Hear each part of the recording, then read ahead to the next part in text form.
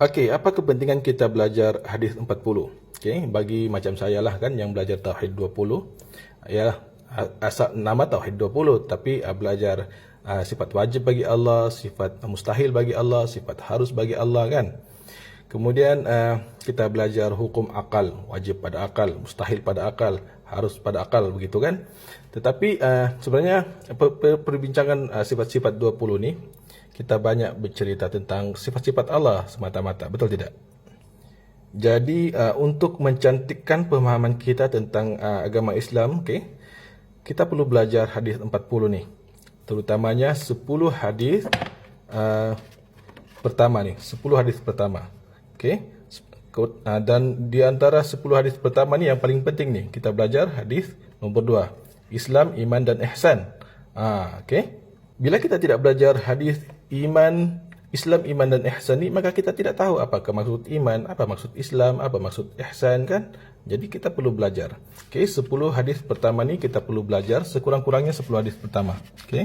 Di mana hadis yang seterusnya ni, daripada hadis ke-11 sampailah ke hadis 40 ni sampai ke 50, sebenarnya boleh dimasukkan dalam hadis 10 ni. Dalam 10 hadis ni semasa kita belajar hadis 40 ni, sebab dia lebih kurang.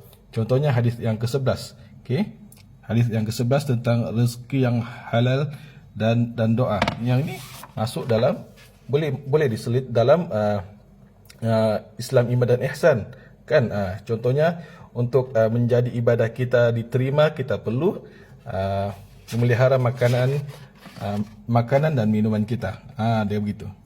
Dahulunya saya ada sebuah buku yang bercerita tentang sifat 20 lah, dan dia kata sana tentang hukum kita belajar sifat 20. Hukumnya adalah fardu kifayah. Dari mana datang fardu kifayah tu? Contoh kan, dalam sebuah qaryah, dalam sebuah kampung. Kemudian ada satu orang bukan Islam, dia bertanya tentang Allah, dia bertanya tentang Tuhan. Apabila tiada satu orang pun dalam satu kampung itu dapat menjawab persoalan orang bukan Islam tu, maka seluruh orang Islam dalam kampung itu berdosa.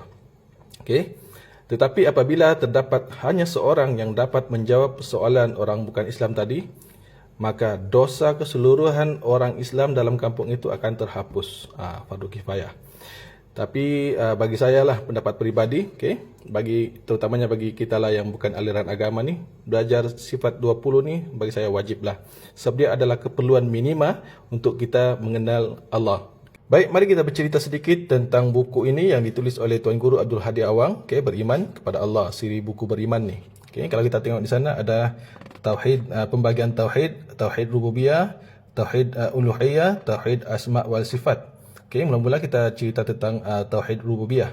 Tauhid rububiyah ni kita mengesahkan Allah berdasarkan sifat penguasa, pentadbir, pencipta yang ada pada Allah Subhanahu Wa Taala.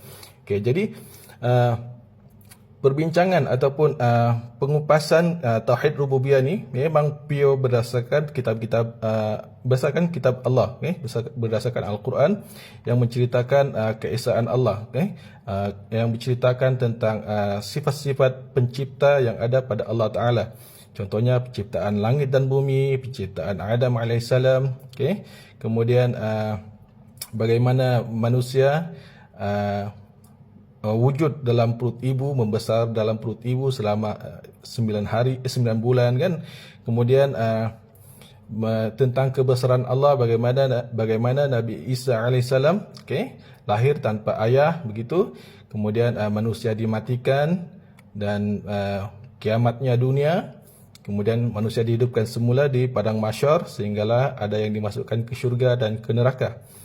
Jadi memang penceritaan ataupun penerangan tentang tauhid rububiyah ni memang mengambil ayat-ayat Al-Quran sepenuhnya. Itulah masa saya belajar dululah kan. Kemudian tauhid uluhiyah ni. Tauhid uluhiyah ni, di sini kita akan belajar hadis yang kedua tadi di sini. Mana tu?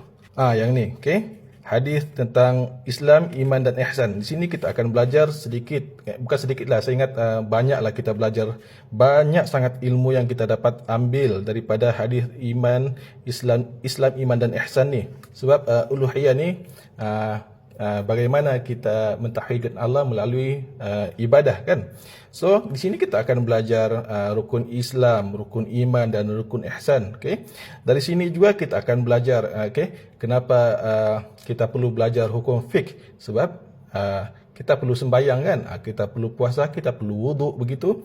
Kemudian iman pula, kita perlu belajar iman ni supaya kita lebih yakin, supaya kita tidak menolak-nolak ayat Al-Quran contohnya begitu. Dan ihsan ni pula bagaimana supaya kita sentiasa ikhlas dalam melakukan pekerjaan seharian, terutamanya ibadah kepada Allah Subhanahu Wa Taala. Kemudian tauhid asma' wal sifat ni. Tauhid asma' wal sifat ni bagaimana kita akan melahirkan rasa kehambaan kepada Allah Subhanahu Wa Taala dengan mengenal nama-namanya. Contohnya Ar-Rahman, bagaimana sifat pengasih Allah tu kepada hambanya. Bagaimana kita mendekatkan diri kepada Allah dengan menjadikan nama Allah Ar-Rahman tu kita jadikan sebagai wasilah begitu, supaya kita lebih dekat kepadanya. Dan begitu juga dengan sifat Allah ni, supaya kita tidak menyamakan Allah dengan makhluk. Antara kaedah yang cepat dan pantas untuk kita mempelajari tauhid asma' wal sifat ni ialah surah Al-Ikhlas. Di surah itu dinyatakan nama Tuhan adalah Allah dan sifatnya Esa, tidak beranak dan tidak diberanakkan, tiada sekutu baginya dan tiada sesuatu yang setanding dengannya.